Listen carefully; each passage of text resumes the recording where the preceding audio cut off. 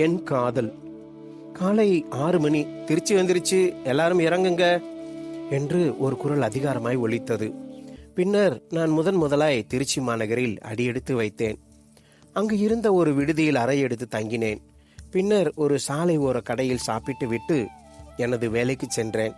இன்று மீண்டும் நான் கோவை செல்ல வேண்டும் என்று எனது அலுவலகத்தில் இருந்து ஒரு குறுஞ்செய்தி எனது தொலைபேசிக்கு வந்தது.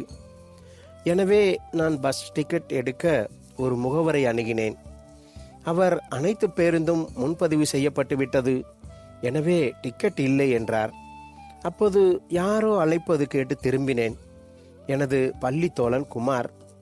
அவனிடம் நடந்தவற்றை கூறினேன். நான் இங்கு ஒரு பயணச்சீட்டு ஏற்பாளர் என்று கூறி எனக்கு ஒரு குளிர்சாதன பேருந்தில் படுக்கை வசதி கொண்ட சீட் உள்ளதாகவும் அதில் உள்ள 2 சீட்டில் சீதா என்ற ஒரு பெண் மட்டும் பயணிப்பதாகவும், எனவே அந்த சீட்டில் உனக்கு முன்பதிவு செய்து தருகிறேன் என்றும் கூறினான். அதற்கு அந்த பெண்ணும் சம்மதித்ததால் பஸ் கிளம்பியது. அவள் தெலுங்கும் தமிழும் கலந்து பேசினாள். விரைவில் இருவரும் நண்பர்களாகினோம். எங்களுடைய செல்போன் எண்களை பகிர்ந்து கொண்டோம். காலை 5 மணி கோவை வந்து இறங்கினோம். தான் இங்கு ஒரு அழகு நிலையத்தில் வேலை செய்வதாக கூறினாள். பின்னர் அவரவர் வேலையை பார்க்க சென்றோம். நண்பர்களே, இது நான் உங்கள் விஜே. நீங்கள் இணைந்திருப்பது உங்கள் தமிழ் நம்பர் 1 ஸ்டோரி சேனல். நீங்கள் இப்பொழுதுதான் முதல் முறையாக நம்முடைய சேனலை பார்க்கிறீர்கள் என்றால் மறக்காமல் சப்ஸ்கிரைப் செய்துவிட்டு வாங்க தொடர்ந்து கதைக்குள் போகலாம். பின்னர் அடிக்கடி இருவரும் போனில் பேசி வந்தோம். ஒரு நாள் அவளிடம் நாம் திருமணம் செய்து கொள்வோமா என்று கேட்டேன். ஆனால் அவள் முடியாது, நான் உங்களுக்கு தகுதியானவள் இல்லை என்று கூறி போனை துண்டித்து விட்டாள்.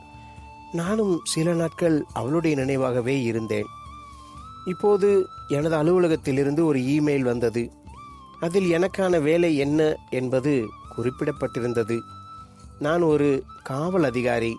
சென்னை விபச்சார தடுப்பு பிரிவின் மூலம் திருச்சிக்கும் கோவைக்கும் அனுப்பப்பட்டேன். கோவையில் உள்ள ஒரு அழகு நிலையத்தில் விபச்சாரம் நடப்பதாக கூறி அவர்களை கைது செய்யும் உத்தரவு கிடைக்கப் பெற்றேன். அந்த குறிப்பிட்ட இடத்தை அடைந்தோம். அனைவரையும் கைது செய்து வண்டியில் ஏற்றும்போதுதான் நான் கண்ட காட்சி என்னை அள வைத்தது. அது அவள், ஆம், அது சீதா. அப்போதுதான் எனக்கு புரிந்தது அவள் என்னை விட்டு விலகிய காரணம். நான் அவளுக்காக கோர்ட்டில் அபராதம் கட்டி அவளை என்னுடன் அழைத்து வந்தேன். அவளுடைய சொந்த ஊரான குண்டூருக்கு அழைத்துச் சென்றேன். அங்குதான் தெரிந்தது அவளுடைய தாய் இல்லை என்றும் தந்தை ஒரு பக்கவாத நோயாளி என்றும். அவளுக்கு அழகான தம்பி மற்றும் தங்கை இருந்தனர்.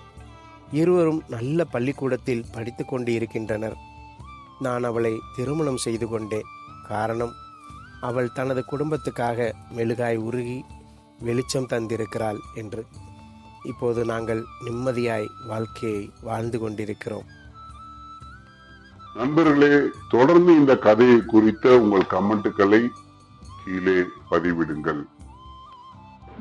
தொடர்ந்து இது போன்ற கதைகளை கேட்பதற்கு நம் தமிழ் நம்பர் 1 ஸ்டோரிஸ் சேனலை சப்ஸ்கிரைப் செய்ய மறக்காதீர்கள். நண்பர்களே, வணக்கம்.